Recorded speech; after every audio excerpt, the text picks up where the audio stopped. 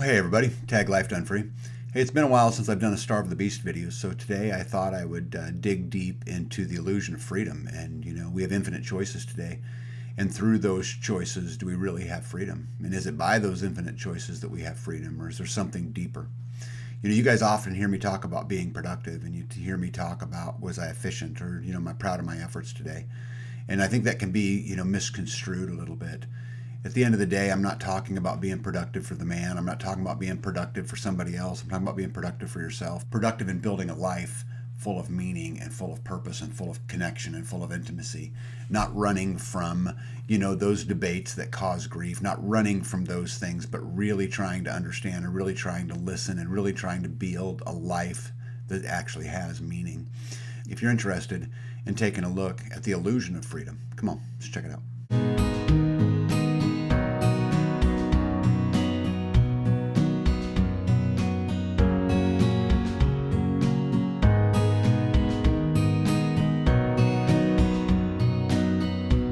Felt like you lost something, not like a gadget or something like that, but something more primal.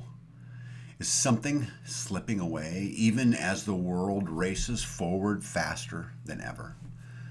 Markets announce new highs almost like it's some kind of routine.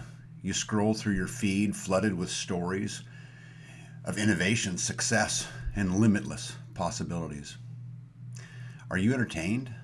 Do you feel inspired? Or do you feel hollow? There's a creeping sense that amid all this progress that we're losing touch with something fundamental. Something that once made us feel real, grounded, and meaningful. It's as if the system's betrayed us, offering us freedom yet delivering chains, promising growth but leaving us hollow. We live in a world that celebrates progress, but what if that progress is leading us towards a dead end? What if society, the very society that we've constructed, built on the relentless productivity, hyperconnectivity, and constant self-prescribed self-optimization, isn't advancing at all, but slowly unraveling? Could you have ever envisioned a future where the abundance of choice would overwhelm rather than empower? Where you, the individual, in the race to become ever more efficient would become a commodity, measured, compared, and discarded when you could no longer keep pace. In their view, freedom itself risked becoming a mirage, a tool of subtle control rather than true autonomy. This isn't some, philosophical debate. It's a call to pause, to reflect, and to confront the uncomfortable questions we've long been avoiding. Are we truly living free, or merely existing in a perpetual cycle of productivity and consumption? Are we the authors of our own lives, or have we been quietly shaped to fit a system that cares little for our well-being? Because as we examine the quiet collapse of society, you may find the strength to step outside its grip, to live with intention, to reclaim your purpose, and to choose a path not dictated by algorithms or expectations, but by your own human spirit. Imagine waking up one day and realizing that everything you've been taught about progress, freedom, and purpose isn't even real, but a carefully orchestrated symphony now crumbling before our eyes. The modern world, once a beacon of endless possibility, now teeters on the edge of existential collapse. We were sold a dream of continuous improvement, of perpetual growth. But what have we really achieved? A never-ending cycle of exhaustion, disillusionment, and unsatisfied craving for more. Our lives have become a constant chase, a race with no finish line, where the rest feels like a failure and silence is mistaken for weakness. The system which once promised liberation now feels like a burden. It was meant to elevate us, to open doors to a new purpose and possibilities. And yet here we are, more anxious, more isolated, and more detached from the very essence of what it means to be free. We created a world where nothing stays solid. Relationships, values, even our identities and our genders have become fluid, interchangeable, even disposable. We drift through life unanchored, starved for meaning and purpose. We are a society addicted to self-exploitation, where the pressure to constantly perform, to always optimize, has pushed us into the chronic exhaustion and emotional numbness. How is it that the pursuit of a perfect advertised life would leave us so hollow and dissatisfied? The world accelerates, right? Technology races ahead, and yet we are left behind, grasping for meaning, mistaking motion for growth, and speed for direction. We believed we were evolving, but instead we built a machine that consumes us, measuring our worth with metrics and not values. We didn't just create a system, we became the system. And somewhere along the way, we lost the ability to understand our true desires from the ones that society has programmed into us. The system promised to break the chains of tradition, to liberate the individual, but instead of freedom, we forged new change. Subtle, seductive, and deeply ingrained, we escaped the religious dogma and outdated norms only to bow to the gods of algorithms, likes, and fleeting validation. We became prisoners of data, statistics, and that superficial measurement of success. Look around, cities full of strangers who barely acknowledge each other. Social media feeds flooded with filtered perfection while real connection quietly disappears from our lives. The promise of connection has become a dystopia, where authenticity is rare and we scroll through illusions, measuring ourselves against shadows, feeding the beast that tells us we're not enough. Just do some more. Even our thoughts feel mediated, filtered through screens, influenced by voices that aren't truly ours.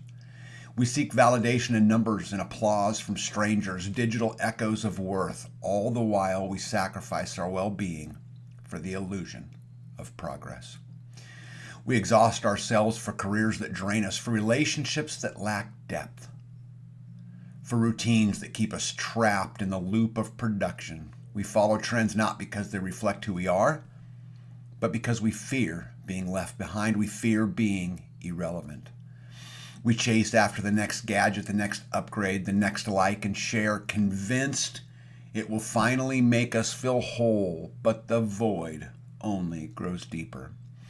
The more we accumulate, the more we drown in clutter and confusion that was supposed to simplify our life, but now only complicates it. We have mistaken noise for connection, and data for wisdom, productivity for purpose. We've become more efficient, but less present, more informed and less insightful, more connected, but we now feel profoundly alone. Our culture insists that asking why is a weakness. Our system defines success as the relentless, unchallenged action. If we just work harder, just show enough sacrifice, for a long enough period of time, we will finally taste the very success that we already pretend to have. And so we push forward, numbing ourselves into the quiet despair that vibrates beneath the surface of our lives. We convince ourselves that happiness is just one more achievement away, but the finish line was never fixed. It didn't even exist. And here's the truth. The collapse of our system isn't just a societal crisis, it's a personal one. We are not merely victims to the system, we're the architects. The modern world didn't simply happen to us, we built it brick by brick, app by app, post by post, expectation by expectation, and fantasy by fantasy. We brought into the myth of infinite growth, right? Forgetting that human fulfillment doesn't scale that way. We traded simplicity for complexity, believing it would make us more accepted and with greater approval, more reformation from our make-believe families. But we have only become more distracted. We wanted to master a world, and yet, in the process, we've lost the mastery of ourselves. Have you ever felt that hollow, nagging emptiness, even while surrounded by likes, follows, and shares of the latest technology? Have you ever wondered why in an age of abundance, peace is so elusive? Maybe it's because we are constantly chasing a future that's never supposed to arrive. Always striving, always proving our worth to a society that doesn't even know who you are. one that doesn't know how to value depth, presence, connection, or authenticity. We are now trapped in the contradiction of modern life. Obsessed with productivity, status, and prestige, yet profoundly unproductive when it comes to our own malnutritioned soul. I believe the very foundations of the system are cracking. It is possible to escape the cage we built for ourselves. Well, sure, as an individual, but as a society, we have grown too dependent on the very change that keep us this way. The answer isn't to abandon society. We must focus on redefining it to reshape the progress so that it serves us rather than enslaving us. Can we reclaim humanity in a world that demands we act more like machines for the greater good? Technology was supposed to liberate us, to amplify our potential, to connect us in ways never before possible, but somewhere along the way, it just took over. The digital age promised efficiency, connectivity, and empowerment, but those ideals have morphed into expectations, measurements, and demands. We are expected to be perpetually available, constantly improving, and always performing at peak capacity. Rest has become a luxury, introspection an afterthought. The human being, once celebrated for creativity, for depth and reflection, is now reduced to a cog in the machine that will never stop spinning. We live in a world where human life is subordinate to efficiency, where bureaucracy smothers individuality. Our future will be ruled by logic, where spontaneity, passion, and creativity are slowly and intentionally suffocated. In today's hyper-connected world, the cage only tightens. Look at the modern workplace. Employees are no longer simply workers, they're data points. Productivity is tracked, breaks are timed, interactions are monitored. Performance reviews are less about that individual growth and more about output. In the age of algorithms, people aren't just employees. Their data package is constantly measured and compared, and when efficiency slips, discarded. From a very early age, we're taught about the greater good so much that the modern individual no longer needs a boss. We've become our own taskmasters.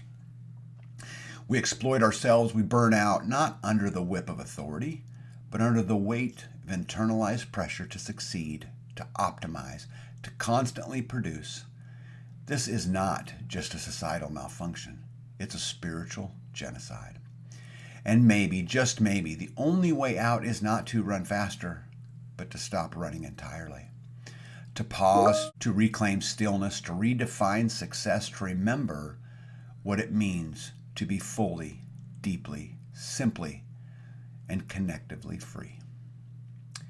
We've mistaken this relentless drive for personal ambition when in reality it's the system's demand disguised as self-motivation. We exploit ourselves believing it's our choice, but it's not. It's survival in a world that has blurred the line between autonomy and obedience. How many times have you pushed beyond your limits, convinced that rest would make you weak, or worse, irrelevant? How often have you sacrificed relationships, passions, or mental peace, all in the name of being more efficient, more accomplished, more valuable? Ask yourself, what was accomplished? What really makes you valuable? This obsession with self-optimization isn't progress, it's surrender. It's a quiet admission that we've allowed ourselves to be defined, not as human beings, but as units of economic output. And the price you have paid is disconnection, broken families, and missed opportunities for something deeper. Today, our value is measured not by stories, not by our struggles or our connections, or the richness of our perspective, but how much we can produce, how fast we can adapt, and how seamlessly we can integrate with the very technologies designed to replace us. This is the new currency, a metric-driven existence where depth, empathy, and individuality are ignored. Our own perceived values have been hijacked by the demands for measurable results. We no longer ask what makes you unique, but instead, how can you be more efficient? And in that shift, we've lost something primal and profound. We have disconnected ourselves not just from one another, but from ourselves. We bury our desires and silence our dreams. We have suppressed our emotional needs to maintain the facade of endless productivity. We isolate ourselves in performance bubbles, chasing goals that distance us from our very purpose. Creativity dwindles through diagnosis. Our relationships suffer, and the soul, starved of reflection, connection, and the rest, begins to die. The more we strive to prove our worth through productivity, the less worthy it actually feels. The more we achieve, the more hollow those achievements become. Making millions for a system that intends to replace you is not an achievement to be proud of. Many people who reach the pinnacle of success feel the gnawing emptiness inside. This epidemic is not individual flaw. It's a collective wound. It's a symptom of a system that refuses to honor the complexity of being free. Our identities have become so entangled with our output that when we stop moving, we feel like we disappear. Our minds have become factories, always producing, never resting. Even leisure is commodified, right? Hobbies turn into side hustles. Rests turn into opportunity to catch up. We no longer live to work. We work to justify our experience, driven by the fear of being seen as useless, irrelevant, or unworthy of attention. You want to hear something ironic? In trying to prove ourselves indispensable, all we've done is make ourselves disposable. No wonder you feel lost, anxious, and tired, right? We can sense that something vital has been lost, but we struggle to even name it because the language of freedom has been rewritten in code, algorithms, and performance metrics. We don't just feel tired, we feel used. We feel drained, and not because we're weak, but because our energy capital is constantly being extracted. Our attention, our energy, and our time consumed, never to be replenished. The illusion of freedom may be the most dangerous lie we've ever believed. We're told we choose to work harder, to stay constantly connected to the latest trends, to endlessly improve. But is it really a choice when every alternative, slowing down, unplugging, seeking, stillness is labeled as laziness or failure? The system no longer needs to oppress us. It has taught us to oppress ourselves. The system no longer needs to oppress us. It has taught us to oppress ourselves. Have you ever dared to step back, not to be unproductive, but to direct that productivity into a more meaningful way, if even briefly, and felt that familiar wave of guilt rise in your chest? That guilt isn't a personal flaw, guys. It's a programmed response. A system of culture that equates stillness with weakness and worth with output. We've been conditioned to believe that value must be earned, that simply being will never be enough. But what kind of life is it where every moment is a performance, every breath weighed against this invisible metric? We were not seen as thinking, feeling, joyful beings, but as efficient, predictable, measurable resources. Can you reclaim your value, not as workers, but as humans? Can we learn to exist without constantly justifying our existence? Or have we forgotten what it even means to be free? Freedom? It's a cornerstone of modern identity, right? The idea that we are making architects of our own destiny, that we're making autonomous choices that reflect our inner truth. But is it real freedom or a carefully engineered illusion? Modern freedom often operates as a subtle form of control. We think we're free because we can choose between endless options, but those choices are prepackaged filters and shaped by forces we cannot see and forbidden to question. Trust the science, right? Would you like high risk, moderate risk, or low risk? Ask the financial planner. We're offered infinite paths, but all with this narrow corridor designed to keep us engaged, distracted, dependent, and productive.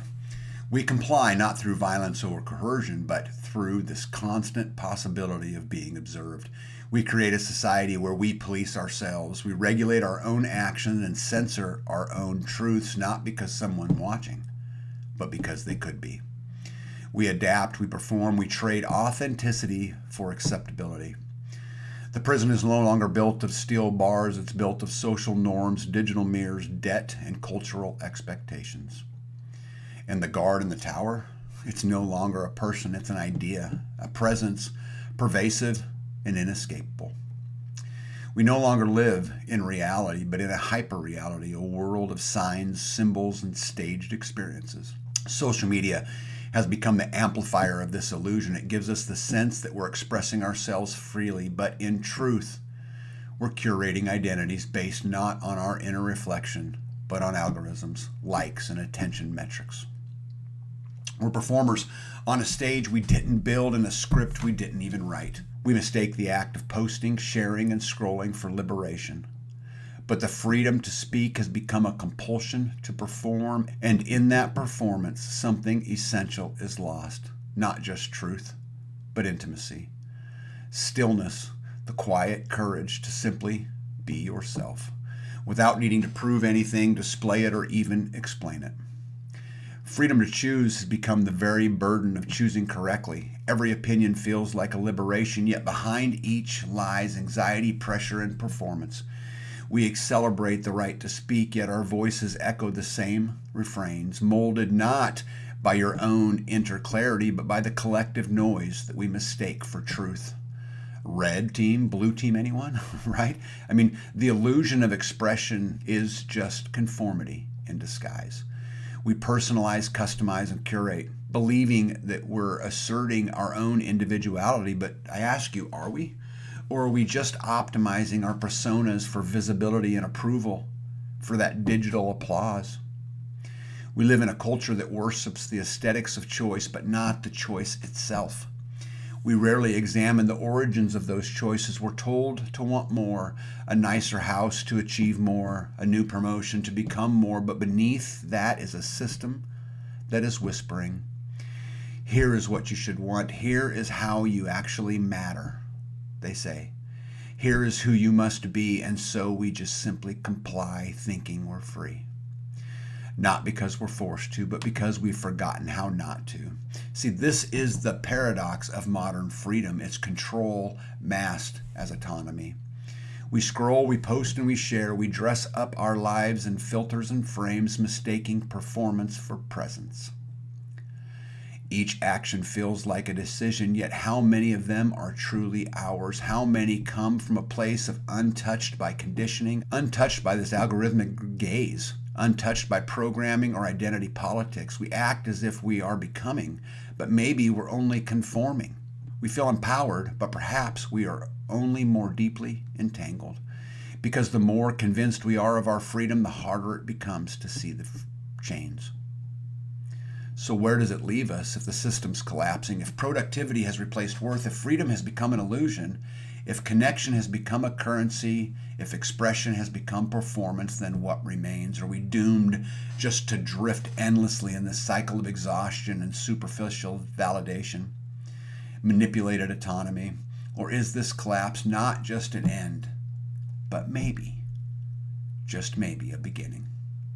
A rupture that reveals cracks we've tried to ignore, a moment so disorienting it finally forces us to ask, what does it mean to be free? Maybe this is the turning point. Maybe freedom doesn't lie in more choices, but in reclaiming the capacity to actually choose for ourselves. To unplug, and I'm not talking about just devices, but from the systems that tell us who to be. To reconnect, not just online, but to ourselves, our families, and our communities. To rediscover the pause, the silence, and the depth without guilt. To honor the complexity of being and not just doing. Guys, we're not machines. We are not metrics. We are not algorithms waiting to be optimized. We are breath and thought and feelings and story and soul. And perhaps the greatest act of rebellion in the world that wants us to be nothing but mechanical is to be fully human once again. What if collapse isn't the end? What if it's an invitation? What if it's an opportunity to reimagine how we live, how we connect, and how we define ourselves, how we actually define success? Sometimes the disintegration of a flawed system is the necessary prelude to something more genuine, grounded, and intimate. To move forward, we must stop asking what we can add and begin asking what we can strip away. We've chased this complexity, more technology, more speed, more optimization. And in that chase, we lost sight of the very things that sustain us. Real connection and intimacy. The human spirit doesn't thrive on bandwidth and multitasking. It flourishes in these quiet moments and real conversations and the slow unfolding of trust. Community can't be coded. Building real community is an act of rebellion. It is built on eye contact, in these unfiltered stories, and in the messy grace of being present. I want to say that again. Building real community is an act of rebellion. It is built in eye contact, unfiltered stories, and that messy grace of being fully present. And yes, I'm talking to you. Action isn't just output, it's what we create together in dialogue and shared thought, in choosing not just to react, but to reflect. This is the kind of action that rebuilds the world, not with noise, but with care. We must restore this kind of community where we listen not just to respond, but to understand, where silence is not a void to be filled, but a space where something real can grow. And that begins with introspection, right? With reclaiming that slow, sacred process of thinking without needing to share or prove or monetize. It's only in the solitude that we can distinguish our true desires from the desires sold to us by the culture of consumption. This is where real change begins, not with mass protests, but with small, quiet revolutions. Choosing reflection over reaction, presence over performance, and depth over speed. And finally, we must embrace our vulnerability. We've been taught to perform, strength and to polish our lives and to curate confidence, but this performance isolates us. We cannot rebuild a livable community by pretending to be unbreakable. We heal when we're honest. We connect when we let those masks and those walls fall. We become community again, not through perfection, but through shared imperfection. This is not a manifesto for retreat. It's a blueprint for rediscovery, a reminder that what in the ruins of what we thought was progress, there is a fertile ground for something more beautiful to emerge. It's not louder or faster, but it's more alive and more real. The question is not just how to resist the collapse of the system, but how to transform it, how to use this opportunity to redefine success and value. How to use it as a moment of crisis, as a catalyst for deeper, more meaningful change. What kind of life do we truly want? One defined by relentless productivity and hollow freedom, or one marked by genuine connection, thoughtful action, and the courage to go live intentionally? Change begins with these small acts of rebellion. It's depth over distraction and presence over performance. We cannot wait for the system to change on its own, guys. It starts with our individual choices. Start choosing to slow down and to reflect, to disconnect when necessary, to build relationships rooted in honesty rather than convenience. Perhaps the future lies not in advancing further into this technological dependency, but stepping back and recalibrating our priorities and learning to live meaningful, with less noise, less hate, less haste, and less pretend. This is not about rejecting society outright, but rather it's about reshaping it to serve human well-being rather than exploiting it. The answer is not in the next big innovation or even the latest trend. It's in rediscovering what it means to be truly successful. We must choose not to just exist, but to live intentionally, thoughtfully, and in harmony with ourselves and others. Because the real revolution isn't mastering the world, it's reclaiming our own minds and hearts from the machinery of modern life. Well, now that we've dissected, right? Now that the reduction of human value to mere productivity and the illusion of freedom crafted to manipulate us, the uncertain path forward, it's time we have to ask, what will we do with this awareness? Will we continue to live as products of a system designed to replace us, or will we reclaim our sense of self in a world that constantly tries to define us? It's easy to feel overwhelmed, right? That weight of modern life presses down, making it hard for anyone, including me, to see a way out. But awareness is the first step to change. Guys, the cracks in the system, they're not just signs of decay, they're doors opening. There are opportunities for us to break free from patterns that no longer serve us, to redefine what it means to live intentionally, rather than just survive in the noise. We must begin by questioning the value systems imposed upon us. What does it really mean to be successful, to be connected, and to be free? If we keep chasing goals set by a society obsessed with speed and efficiency, we will never find fulfillment. Real progress begins when we redefine success not as metrics of achievement, but as reflection of a life well lived. If you've ever felt that, growing sense of dissatisfaction, you're not alone. More and more people are waking up to the realization that something fundamental is missing. That despite endless advancements, we are growing more detached, more fragmented, and more fatigued. But this awareness itself is a form of liberation, right? It means that you see through it, recognizing that what we've been conditioned to value might not truly align with what makes us feel human or free. So take a step back, take a deep breath. Disconnect from the relentless push to be more, to achieve more, and to own more. And in this pause, in this reclaiming, we find the space to live not just productively, but meaningfully. Start small. Choose moments of silence. Embrace those simple routines. Seek real, genuine connections. Rebuild your sense of value not based on productivity, but on authenticity. You don't need to prove your value to a system that fails to recognize your humanity. Remember this. Your worth was never meant to be quantified by data, but instead by the impact you've left on others. It's time to break that cycle. It's time to choose presence over performance, meaning over metrics, and depth over distraction. This change won't be instant, and it certainly will not be easy, but every intentional step you take towards reclaiming your sense of self moves you closer to a life that feels real, grounded, a life that is truly yours. If you are ready to reclaim your humanity from the grip of society, then together we can challenge the status quo. We can reconnect with that essence. We can find a way to live that honors our true selves, not as data points, not as metrics, but as human beings deserving of peace, purpose, and freedom.